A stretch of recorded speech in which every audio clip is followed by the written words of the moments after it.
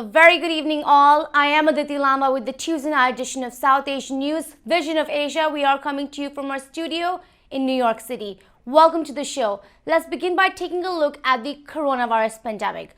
Globally, we are looking at more than 59.4 million cases of the coronavirus with at least 1.4 million deaths. In the United States, we have surpassed 12.5 million cases, and the death toll from COVID-19 in the US has now surpassed 258,000 today. State and federal officials are pleading Americans to stay at home and redouble efforts to curtail the coronavirus pandemic, defending public health measures of social distancing, washing hands, and masks as record hospitalizations pushes healthcare professionals to the brink. Healthcare system is taxed as more than 1,500 COVID-19 deaths and 171,000 new cases pile up daily on an average. Today, U.S. Surgeon General Jerome Adams urged people to adjust their plans ahead of the Thanksgiving holiday this Thursday, which has now led to the busiest U.S. air travel since the early days of the pandemic in March. He asked Americans to grasp the severity of the moment and remain vigilant until promising vaccines and therapies can be administered. On household gatherings, CDC Director Dr. Robert Redfield has said that the majority of coronavirus spread is being driven by people without symptoms in indoor gatherings. On vaccines, U.S. officials plan to release 6.4 million COVID-19 vaccine doses nationwide in an initial distribution after the first one is cleared by regulators for emergency use. In politics, with eyes on the path moving forward, the General Services Administration, the GSA, officially acknowledged President-elect Joe Biden's victory and the transition process has finally begun. Meanwhile, President Donald Trump continues not to officially concede. So where are we headed until inauguration date January 20th while the pandemic continues to shake the healthcare system? We speak tonight with politicians, doctors, and commentators. Here are the headlines. Dr. Tushar Patel urges all to wear a mask. COVID-19 updates and measures, New Jersey. State Representative Angelika Kausche on winning re-elections in Georgia politics, Georgia House District 50th. Veteran journalist Rohit Vyas on election 2020 results and Biden-Harris incoming administration, New Jersey. It's time for a short break on Vision of Asia, South Asian News segment. We'll be right back.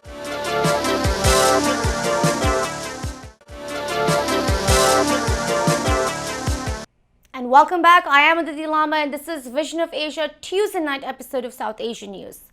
Let's continue discussing the coronavirus pandemic updates with cases surging across the nation, especially in the Midwest where COVID-19 has now engulfed rural and small-town America with case rates in 12 Midwestern states more than double that of any other region. Many Midwestern hospitals are overwhelmed, running out of ICU beds and ventilators. Today, the United States surpassed 86,000 hospitalizations for COVID-19 as 30 of the 50 states reported record numbers of patients this month. According to a new modeling forecast, the U.S. COVID-19 cases could reach 20 million by inauguration day on January 20th. Global pharmaceutical companies have been reporting promising trial results in the development on vaccines. On that, AstraZeneca says that its experimental coronavirus vaccine developed with the University of Oxford has shown efficacy of 70% in large trials. Meanwhile, health experts across the nation are urging Americans to remain vigilant and follow public health measures and not gather inside in large numbers on this Thursday's Thanksgiving holiday. The upcoming holiday season is concerning doctors nationwide. So what do we need to do now and how should we analyze this pandemic? We spoke with leading health expert Dr. Tushar Patel on COVID-19 surge and much more. Urging all to wear a mask, here is Dr. Tushar Patel. Yes, it's so important. We need to raise awareness to the public and we also need to address what's happening in the nation. So let's go right into it, Dr. Patel. I am looking today at 12.5 million cases in the United States at 258,000 deaths. My question to you is, cases are surging across the nation right now. The Midwest is doing really bad. Why is this happening and how are you looking at these numbers? So Aditi, the main thing, we are having the same issue as US never did the good job in controlling or mitigating the virus. We never flattened the curve.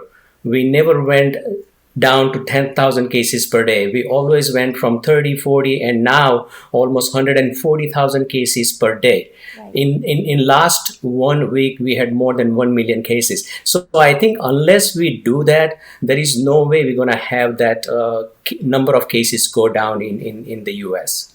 In terms of looking at the Midwest, were you expecting that region to basically break out and explode into cases? I mean, they're saying hospitalizations in the nation is at 85,000 already. What caused all of this? Or did you expect it? So I expected it because I think people over there, even in South in Texas, are reluctant to wear masks. There is a mixed messages from the government, from the governor, from the mayor. I think we need to talk in one language, that mask is a must. Mask save lives. Mask reduce the spread. If we don't do that, I think there is no other measures we can take right now to mitigate this virus. When you're looking at the tri-state especially, right now I know the Midwest is doing really bad, but the cases here are also rising, Dr. Patel, and we were the epicenter, the worst hit in March, April. What do you predict in these states, and should we be worried? So coming big holidays, Thanksgiving this week, and then in few weeks we're going to have a big holiday, Christmas and New Year. I think if we don't take the precautions, if we don't take the public health control measures right now, I see the cases rising almost the double by February. So I think we all need to be real careful here and follow the public health guidelines. And we have been telling this to people that don't take this virus lightly. This is a serious virus, and it's definitely can cause a lot of problems. Have you heard anything on the hospitals that have been overwhelmed? What's happening there? So right now, compared to what happened in tri-state before, Right. in March and April, we are much more prepared. We do have PPEs. We do have hospital beds. We do know a little bit now how to manage the patients. So all these things are in favor of the healthcare professionals and the institutions. However, if we overwhelm with the ICU beds, if we have more people going to the hospital, that can cause another big kind of issue for our area as well. I have to ask you at this point, Dr. Patel, is the worst yet to come when you are looking at COVID-19, when we're looking at these coming months? It started around this time last year in China, if I'm right on that. What's your comment on that? So unfortunately, with these two big holidays coming up and Right. people still traveling via airplanes and other mode where they don't have social distancing, which is social distancing makes very difficult for those situations. And I think what I heard, a lot of people are still traveling despite CDC's recommendation not to travel. I see a major problem coming up within next 2 months. Wow. They are saying that they're taking rapid tests before traveling, or families that are gathering more than 10 people are also saying that everybody will be tested. Does that help, Dr. Patel? So the rapid testing is only at the spot test. So if something happens tomorrow, rapid test will not show up. So I think we have to be very careful because the incubation period of the virus and the entire logistics, how the virus spreads and all those things, by testing negative today doesn't mean that you are safe to travel and all those things. So that's the falsehood of the sense in someone's mind. On politics and more, let's now take a look at state of Georgia, which will conduct another recount of its presidential ballots following Trump campaign's request after last Friday when the state certified its results declaring Joe Biden as the winner with a lead of 12,670 votes after counting the ballots twice. This new request of ballot counting has started today and will wrap up by midnight of December 2nd. Meanwhile, there is an important Senate runoff on January 5th where Democrats have a chance of having a Democratic hold in the Senate and flipping Georgia to blue even more. So how are Georgians looking at the apparent divide in the state and this continuous political chaos? We have tonight our interaction with Democratic State Representative Angelika Kausche of Georgia House District 50th, who has won her re-elections and is fully immersed in Georgia politics, serving her district. She envisions a Georgia where we embrace rather than fear one another and where diversity is appreciated and valued by building bridges instead of walls. Speaking to us about her campaign run and experience, Representative Kausche also provided insight into the current Georgia politics and the path moving forward. Here is Georgia State Representative Angelika Kausche. I have to say congratulations. You have been re-elected to the position of a state representative for 50th district of Johns Creek. So again, congratulations to you. I would love to ask you, how are you feeling upon this election? Well, right now I have to say I'm very relieved that this long election cycle is over. Yes. So we had some time to take a little break afterwards. So I'm feeling pretty good right now. But as you know, here in Georgia, it stays interesting with the upcoming Senate races in the runoffs. So we're still very aged here. Yes, for sure. And I would love to get your insight into the Georgia race very soon. But right before that, let's discuss a little bit about your campaign, Representative. You went against a Republican for this position and you were the incumbent for your position. How was that entire campaign run for you and your team? And what was important for you to focus on during this time when we also had the pandemic going on? Yeah, this is a really great question. So one of the things I want to point out is that my opponent was a Republican and an Asian American. So we had two immigrants in the race, which makes the race very interesting and really highlighted the importance of the immigrant community in this district and in the greater Atlanta area and in Georgia. The pandemic really changed how we could campaign. We mainly ran our campaign virtually. So invested a lot of into social media. That was different to what we did before because we were kind of like missing the personal contact because we couldn't go door to door this time. So we had to kind of like revamp our whole campaign strategy to really rethinking how can we reach voters in a safe way because we made it like we really wanted to emphasize that we wanted to run a safe campaign where we don't expose neither our volunteers nor the voters to any risk. So that was very different. Yes, for sure. You know, in terms of just talking about your elections, when you were running a representative, what issues, according to you, mattered the most for your district? I know your district is super diverse. It has a lot of South Asian Americans as well. So what mattered to those residents of your district? Well, what mattered to them most was really driven by the pandemic. It was really healthcare. Healthcare was the number one issue in our district. And we ran on a strong healthcare platform, really emphasizing that we want to bring affordable healthcare to every Georgian. And I think that resonated with the constituents here in my district and with voters. Also, the next thing is, of course, economic development, because many people lost their jobs, businesses are struggling due to the pandemic. So all these issues, basically what the whole nation cares about right now, really is like you see it in a microcosmos in my district. Definitely. Representative Kausche, what are the current needs of your district when you're looking at the COVID-19 ramification? I'm talking specifically about the healthcare system crisis as well as the economic depression that we're seeing. What are the needs of your particular district 50th? Well, and it's very hard to say what the needs particularly are. I mean, my district is still comparatively doing well compared to other districts because of the economic structure of my district. So most people here, a lot of people here, have access to affordable health care. However, I'm seeing a greater, I'm seeing an uptick in the demand for help, for needs.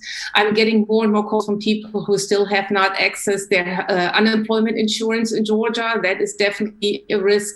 We're coming to the end of the year where the eviction moratorium that was issued by the CDC will expire. So the upcoming So the new year is really causes a lot of anxiety for a lot of people, and many people, even in my district, are struggling and don't know whether they can stay in their apartments, whether they will lose their homes. So it's really the whole spectrum of anxiety that we see in the whole country is really you see it in my district as well.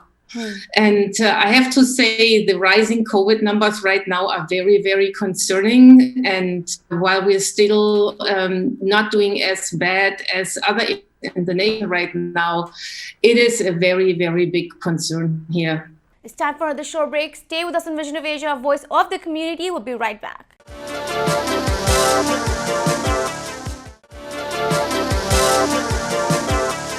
Welcome back. This is Vision of Asia, the South Asian news segment, and I am Aditi Lamba. Let's now take a look at election 2020 results and the path moving forward. The General Services Administration, the GSA, officially acknowledged President-elect Joe Biden, and the transition process has finally begun. This process of transition had been held up despite Joe Biden's emerging as the clear winner and world leaders recognizing him as the next president.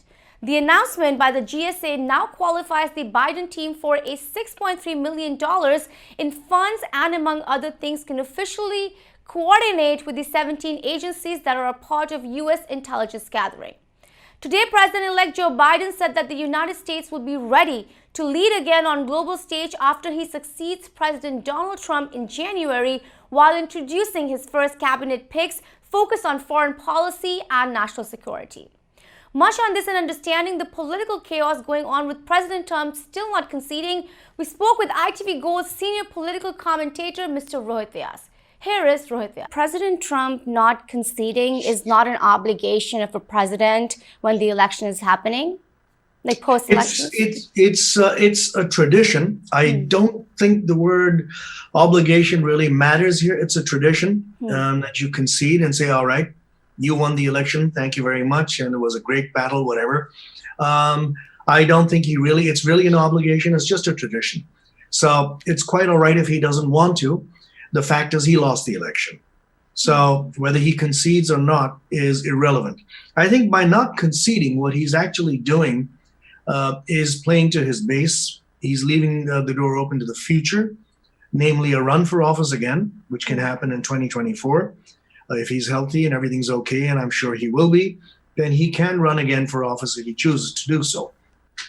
Because a president is limited in term to 2 terms, and that's about it. So he's only had 1 term, and now he's lost this election.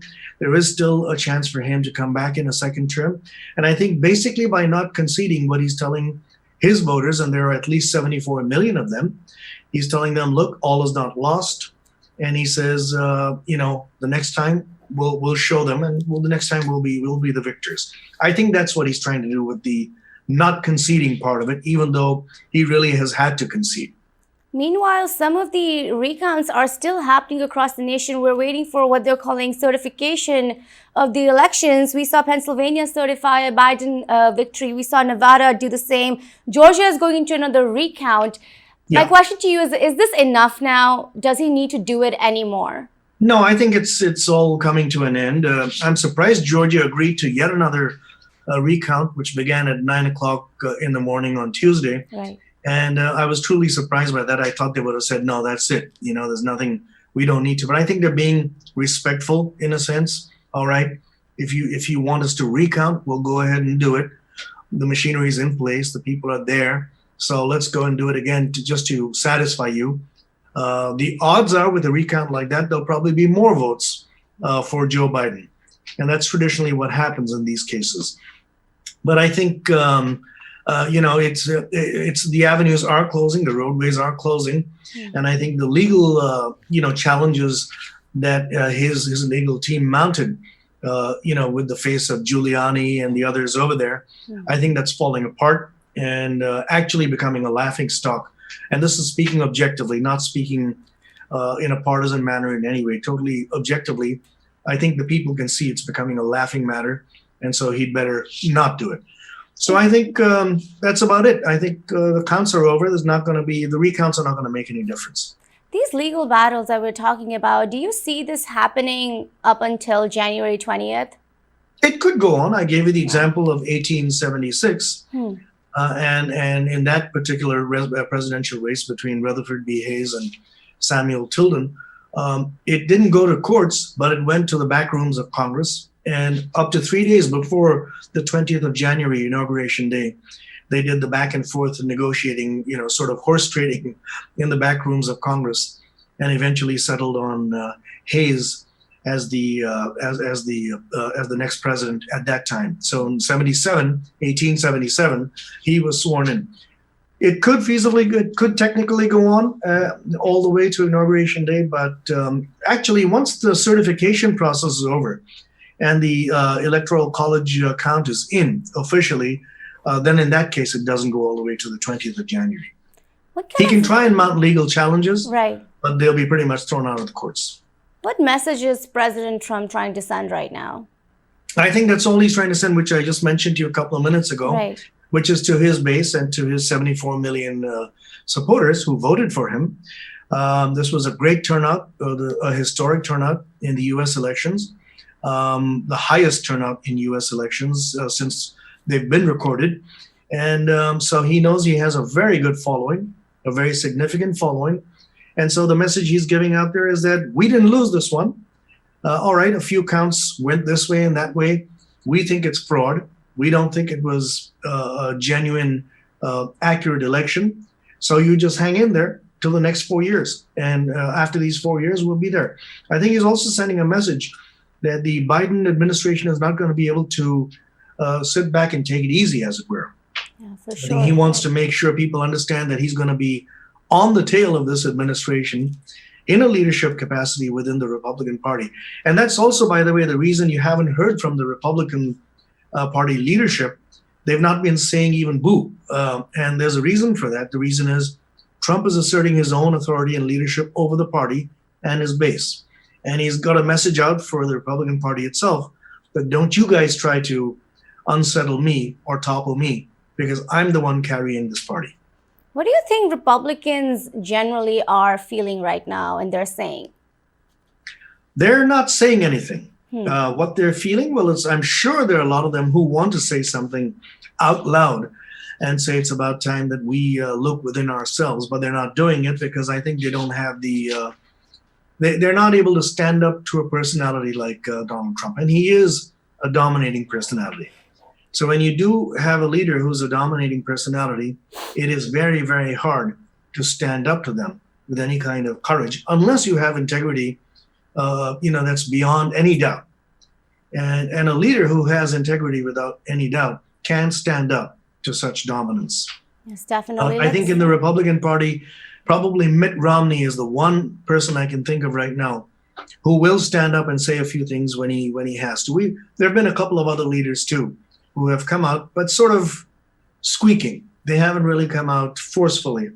And the people who should do it, I think, are Mitch McConnell, the Senate Majority Leader, Lindsey Graham. These are influential leaders of the party. They haven't stood up and said, okay, enough is enough. We have a transition.